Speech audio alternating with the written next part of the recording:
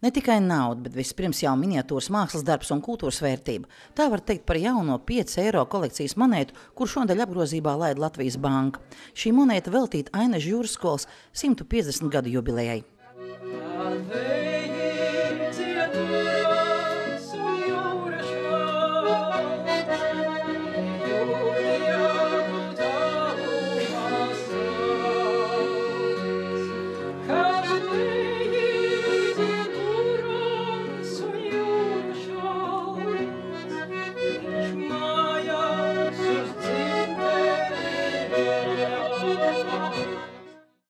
Ne jau tikai Ainažu jūras skolas jubilejas gads noteica to, ka pirmā mūsu eiro kolekcijas monēta ir tai veltīta.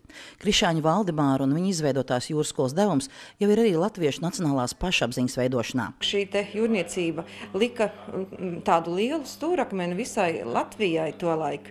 Nebūtu bijusi šī jūrniecība, varbūt vesels stūrakmenis Latvijai tolaik nebūtu, kad viņi dibinājās. Un tie mūsu puiši, kas šeit izmācījās un kas brauca visās pasaules jūrās, tie arī to Latvijas vārdu aiznes tālu pasaulē. Monētas vienā pusē ir attēloti burkuģi, kurus savulaik būvēja arī Vidzemes jūrmalā, otrā pusē kompass. Es, protams, nezināju, nekas ir barkentīna, nekas ir brigantīna, nekas ir briga.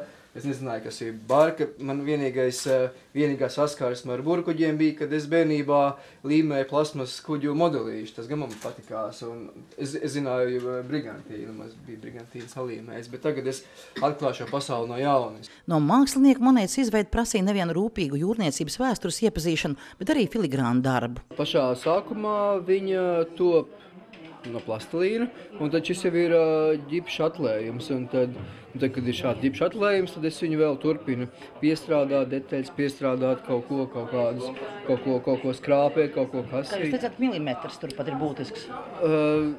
Milimetrs, tas ir milimetrs šajā profesijā jau ir kā kilometrs, te ir uz 10 daļām, tie ir tikai 10 daļas. Man vajadzēja mācīties būt vēl pacietīgākam, ļoti pacietīgam.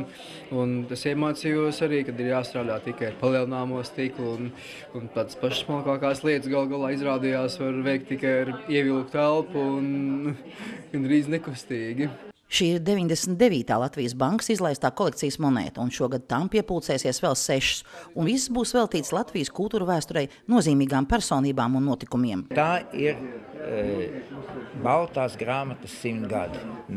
Šogad paliek 100 gadi, kopš Jaunsudrabiņš uzrakstīja savu balto grāmatu. Tā ir mūsu nākamā monēta, kura jau ir Holandes Kaltuvē. Mums gada beigās iznāks monēta, kas ir veltīta Kurzemes barokam un Nikolausam Sēfrensam. Tātad šim izcelējiem, gan Liepājā baznīcas kogriezumiem, gan unikālajiem Lestenes ansamblim, kurš tiek atjaunots.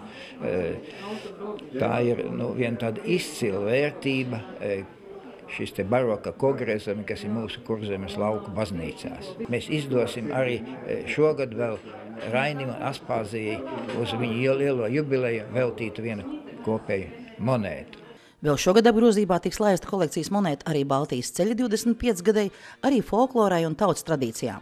Līdz ar to, ka šīs monētas ir veltītas mūsu kultūras vēsturei, tās iegūs ne tikai kolekcionāri interesi, bet tām ir arī vēl cita vērtība. Pašas monētas jau, kā mākslas darbi, es atļaušos teikt, ka tās arī jau ir iegājuši kā mūsu kultūras vērtības un kā apliecinājums.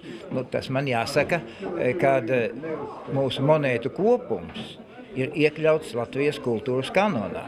Vai kādreiz, kad jūs padomju laikos turējāt, kādu naudas zīmi rokās, jums ienāca prātā doma, ka tas ir kaut kas cits, ne tikai maksāšanas līdzeklis, diez vai, ja?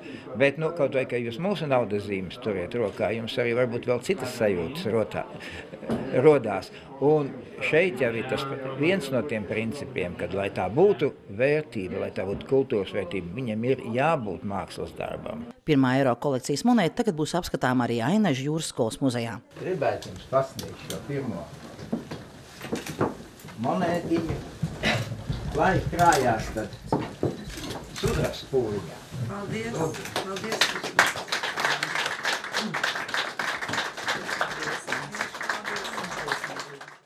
Jāteic, vakar jau Latvijas Bankas kasēs 5 stundu laikā tika izpārdota pirmā Latvijas eiro kolekcijas monēta.